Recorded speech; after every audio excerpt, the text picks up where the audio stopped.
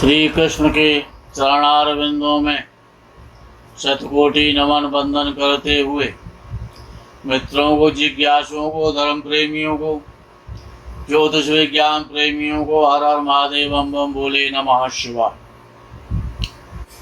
मित्रों, आज कमेंट दिवस है। पहला कमेंट यश राठौर का है। राठौर जी ने लिखा है, गुरुदेव को प्रणाम। मेरी कुंडली में अमला योग है। दशम में सूर्य शुक्र हैं, सप्तम में तुला का गुरु है। कुछ इसके बारे में बताएं। अमला योग है तो उसका फल मिलेगा, उसके बारे में पूछना चाहते हैं राठौर साहब तो अपना जन्म विवरण और जन्म समय भेजें। व्हाट्सएप पर निःशुल्क कुंडली कार्यक्रम का इंतजार करें, तभी तो बताएंगे। क्योंकि तो आपने भी बता दिया अमला योग है, उसका फल कैसा होगा वो हम निःशुल्क कुंडली कार्यक्रम में आंसर देंगे। नमस्कार। आगे का कमेंट पवन पारिक का है। पारिक साहब ने लिखा है, ब्रह्म निश्वसित वेद का उच्चारण जैसा आपने बोला संभव नहीं, क्योंकि नित्य उच्चारण करने वाले व्यक्तियों को कष्ट में देखा जाता है। आधुनिक शिक्षा का यही नैसर्गिक फल है। नमन। परीक्षा उच्चारण वेद का बोलना संभव नहीं, जैसा हमने बोला। संभव था तभी तो बोल दिया। संभव है संसार में पारिक साहब, असंभव कुछ है ही नहीं। और जिसकी श्वासें वेद हैं, जाकी श्वासा से श्रुतचारी, जिसकी श्वासों से चारों वेद हैं। श्रुति कहते हैं वेद के लिए, जो चारों वेद जिसकी श्वास से चलते हैं, वेद के मंत्र उसकी श्वासें हैं, तो उच्चारण करना संभव है, कठिन नहीं है, संभव है। यदि संभव कराने वाला आपको प्राप्त हो जाए। आधुनिक शिक्षा तो आधुनिक शिक्षा है, इसीलिए वेद का ये जो मंत्र है बड़ा प्रभावी मंत्र है। क्योंकि आपने देखा होगा कि प्रत्येक कार्य का प्रारंभ और उसका समापन भी इसी मंत्र से होता है। आदि और अंत इसी मंत्र से होता है। तो जो आदि और अंत शुभ चाहते हैं, कल्याणकारी आदि और अंत चाहते हैं,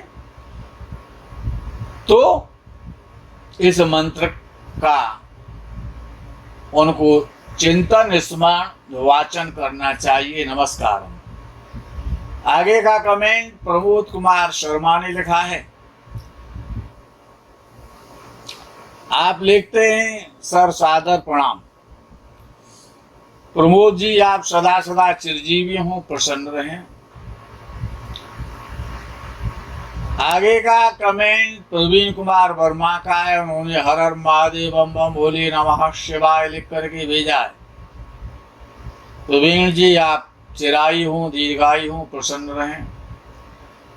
आगे का कमेंट पंकज जायसवाल का है।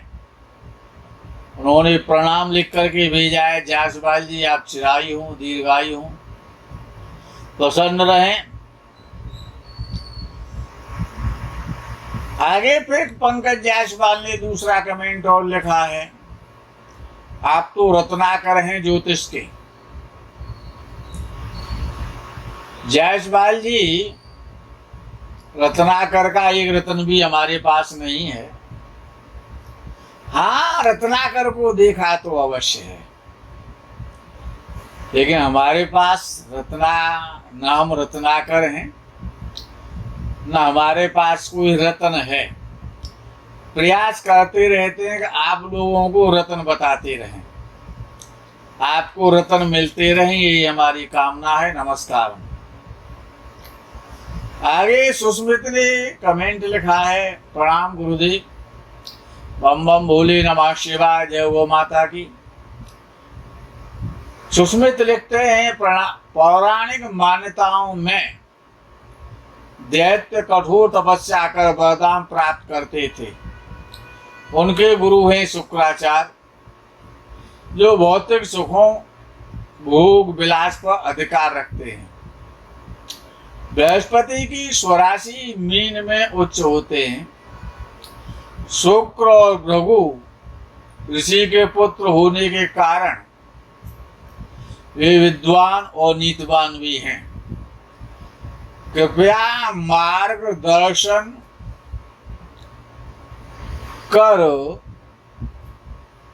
बताएं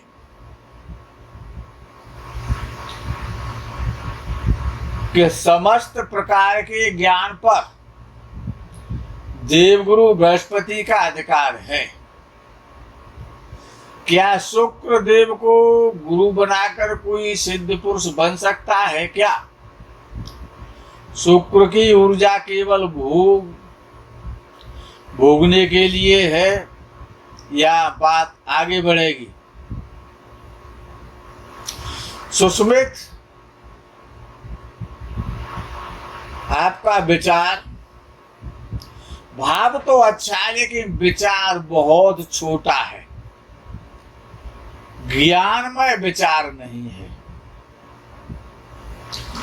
ज्ञानमय विचार नहीं है। बृहस्पति यदि देवगुरु हैं तो सज्जनों का और बुद्धिमानों का, सज्जनों का और बुद्धिमानों का, धार्मिक लोगों का तो गुरु कोई भी बन सकता है, लेकिन महान दुष्टों का, राक्षसों का, जिनमें कोई अच्छाइयां ही ना हो, इसलिए उनको राक्षस कहा जाता है। और इस राक्षसों पर शासन करना, उनको ज्ञान देना, राक्षसों को एक सूत्र में बांध करके रखना, ये बृहस्पति का कार्य नहीं है। वो तो सीधे साधे लोगों के ही तो गुरु बन सकते हैं, देवताओं के गुरु बन सकते हैं वो। तो शुक्राचार्य जी या शुक्र की जो नीति है, शुक्र की जो तपस्या है, ये अब जब शुक्र ही नहीं होगा तो ज्ञान क्या करेगा? जब शुक्र ही अच्छा नहीं होगा तो फिर ज्ञान कुछ भी नहीं करेगा। ज्ञान से केवल काम नहीं चलता है, शरीर में शक्ति भी तो होनी चाहिए, तभी तो आप उस ज्ञान का सदुपयोग कर सकते हैं। और शरीर में आपके में शक्ति है नहीं, शरीर में ओज नहीं है, शरीर में ऊर्जा नहीं है, शरीर में तेज नहीं है, तो फिर इस ज्ञान क्या करेगा? रोएगा कि सोएगा? ये ज्ञान तभी काम करता है जब शरीर ऊर्जावान होता है। विषय इतना छोटा ये नहीं है, इसका बहुत बड़ा आपको आंसर मिलना चाहिए, लेकिन समय का अभाव है। तो इतना ही समझ लें कि जब तक शरीर में ऊर्जा है, जब तक शरीर में प्राण है, तभी तक तो ज्ञान है। शरीर का संबंध, शरीर की सुंदरता का संबंध, शरीर की ऊर्जा का संबंध, ज्ञान को ग्रहण करने का संबंध, तप का संबंध, और जब तक व्यक्ति तपस्वी नहीं होगा तो वो ऊर्जावान नहीं हो सकता है।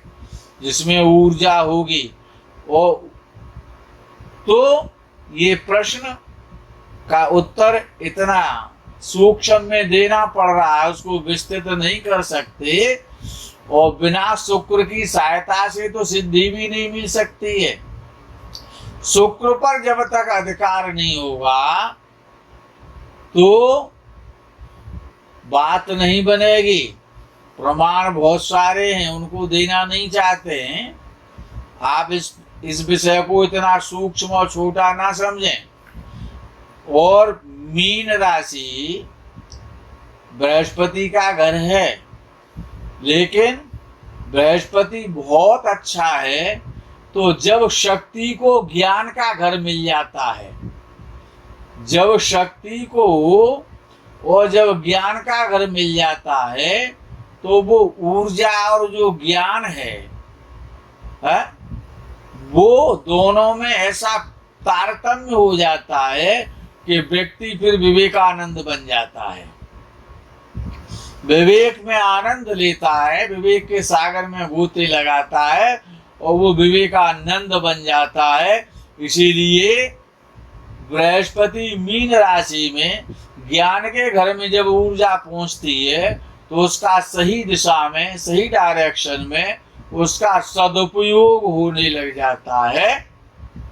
तो वही ऊर्जा संसार का कल्याण करती है, जो ज्ञानमय ऊर्जा होती है, जिस ऊर्जा में ज्ञान होता है। नमस्कारम। आगे अनीता रावत ने 2 छोटे छोटे से कार्टून बना के भेज दिए।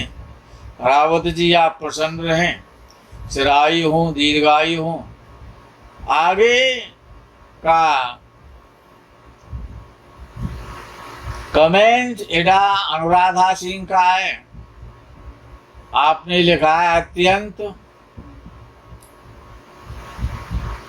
ज्ञानवर्धक। आपने राहु का वीडियो देखा है तो अनुराधा जी आप प्रसन्न रहें। आगे का कमेंट अमर रतन शर्मा ने लिखा है, गुरुजी को प्रणाम। शर्मा जी आप प्रसन्न रहें, दीर्घायु हो। आगे काली प्रसाद होता ने कमेंट लिखा है, धन्यवाद गुरुजी। काली प्रसाद जी आपको भी बहुत बहुत बहुत धन्यवाद। आगे शरीफ मोहम्मद ने लिखा है, नाइस मोहम्मद साहब आप सदा प्रसन्न रहें, धन्यवाद। बीना लता ने आगे लिखा है, best video ever heard. Lata ji आप इसी प्रकार से हमारे लिए कमेंट भेजती रहें, नमस्कारम। आगे आराधना मिश्रा ने लिखा है, प्लीज बताइए लगन में मंगल और केतु हों तो। अब 2 मंगल लगन में होगा, क्यों केतु भी मंगल के समान ही काम करेगा।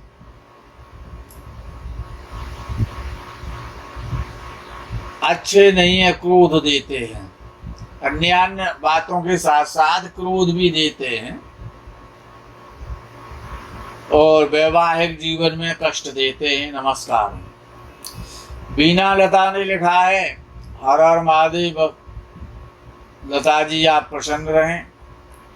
नवीन सिंह ने लिखा है, कोई भी ग्रह अच्छा या बुरा नहीं होता, राहु ग्रह भी बुरा नहीं है। ये ग्रह व्यक्ति को उसके कर्मों का फल देता है। नवीन जी आपके विचार बहुत अच्छे हैं। हमने तो राहु को बुरा नहीं बताया, हमने तो ये कहा है कि लक्ष्मी जी का भी निवास राहु में ही है। इसलिए हम तो राहु को बहुत पावरफुल मानते हैं कि जगत में राहु से ज़्यादा पावरफुल कोई नहीं है। नवीन सिंह नमस्कार। आगे शिवम ओझा ने लिखा है, अपना जन्म विवरण भेजा है इलाहाबाद से। लगन में राहु और आगे भविष्य में क्या लाभ देगा, आपने जानना चाहा है अपना जन्म विवरण शिवम ओझा जी, व्हाट्सएप पे भेजें। निःशुल्क कुंडली कार्यक्रम को सुनते ही रहें, उसमें आपको आंसर मिल जाएगा। नमस्कार। आगे संध्या पाठक ने लिखा है, प्रणाम गुरुजी, कुंभ लगन का 42 से 50 अंदर डाउनफॉल आता है, बहुत संघर्ष हुआ है, ये सच है। और आंखें जल्दी कमजोर, बात बराबर, धोखा, मित्र भी अच्छे नहीं हैं, तो सबका हेल्प करते। कन्या भी आपकी क्या नुसर, आपके कुछ वाक्य गड़बड़ा गए हैं तो हम भी कुछ गड़बड़ा गए हैं। जैसे आप चलेंगे वैसे तो हमें चलना पड़ेगा। तो आपने अच्छे प्रकार से नहीं चलाया, कुछ हमारी समझ में आया, कुछ आपकी समझ में आया। नमस्कार। दीपचंद जोनवाल ने लिखा है, आपसे कैसे मिल सकते हैं? दीपचंद जी, जब कोरोना चला जाए तब आप हमसे मिल सकते हैं, अभी आप हमसे नहीं मिल सकते हैं। कोरोना जाने का इंतजार करें। नमस्कार। आगे अनिल मिश्रा ने लिखा है, अपना जन्म विवरण भेजा, उत्तर प्रदेश बलिया से हैं। वो जानना चाहते हैं कि उनके जीवन में अपना मकान है कि नहीं है। इस प्रश्न को आप व्हाट्सएप पे भेज दें जन्म विवरण के साथ, आपको उस उत्तर मिल जाएगा। नमस्कार। आगे आनंद प्रकाश ने लिखा है, गुरुजी, राहु केतु भी डिग्री वाइज मृत होते हैं क्या? राहु केतु विषम राशि 3 और 6 में 29 डिग्री के हैं, क्या मृत हैं? अब ऐसे कुछ क्या कहा जा सकता है? आप इनको मृत देख रहे हैं या बच्चा देख रहे हैं, ये तो सोचना पड़ेगा। अपना ये जन्म विवरण भेजें और अपना इस क्वेश्चन को भेजें, तभी हम आनंद जी आपको आनंदित कर पाएंगे। नमस्कार। आगे का जो कमेंट है वो अनिल मिश्रा जी का है। लिखते हैं, गुरुजी प्रणाम, धनु लग्न की कुंडली में बुध के साथ राहु बैठे हैं पंचम भाव में। सूर्य के साथ मंगल है 6वें में। आशा करता हूं आप इसका उत्तर बताइएगा। मिश्रा जी, उत्तर मिल जाएगा, इस प्रकार से नहीं मिलेगा, लेकिन अपना जन्म विवरण भेजें और अपना प्रश्न भेजें, जो भी आप पूछना चाहते हैं। एक प्रश्न भेजें, उत्तर निःशुल्क कुंडली कार्यक्रम में मिलेगा। नमस्कार। आगे जेना सोनी का कमेंट है, गुरुजी प्रणाम, सोनी जी आप प्रसन्न रहें। आगे रमेश मल्होत्रा ने लिखा है,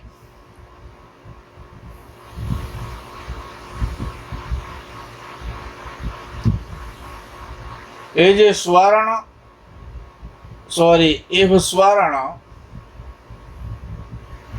next Lord is moon. Moon is related with water, so work near water.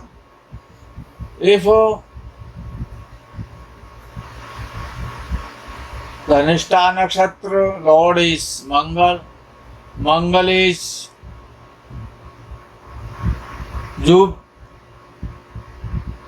Jupiter क्या लिखा है आपने, जुपिटर क्या लिखा है समझ नहीं आया। Work is related with land. Uttarashadha, lord is sun, work with government. आपने ये मकर राशि का वीडियो देखा है? और ये नक्षत्रों के लॉर्ड आपने हमको बता दिए, हमको तो पता नहीं था अब तक कि नक्षत्रों के भी लॉर्ड होते हैं।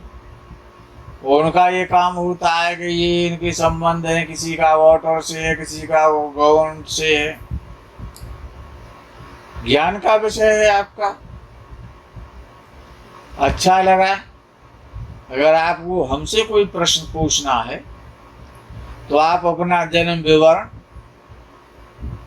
उसमें ज्ञान की कोई आवश्यकता नहीं है।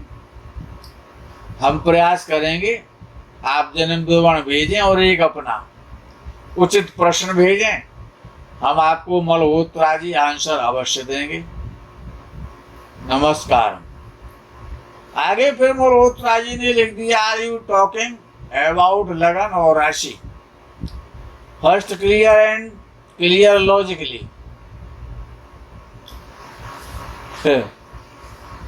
जब उस पर यही लिखा हुआ है कि मकर राशि, कोष्टक में लिखा है लगन, तो राशि और लगन दोनों के लिए है। इसमें क्लियर करने की हमें कोई आवश्यकता नहीं है। उसका जो टाइटल है वो ही आपको बता रहा है कि मकर राशि ऑब्लिक लगन दोनों के लिए काम करेगा। नमस्कार मित्रों, आज के कमेंट में बस इतना ही। आगे के प्रकरण का आपको इंतजार रहेगा। तब तक के लिए हर हर महादेव, बम बम भोले, नमः शिवाय, जय गो माता दी।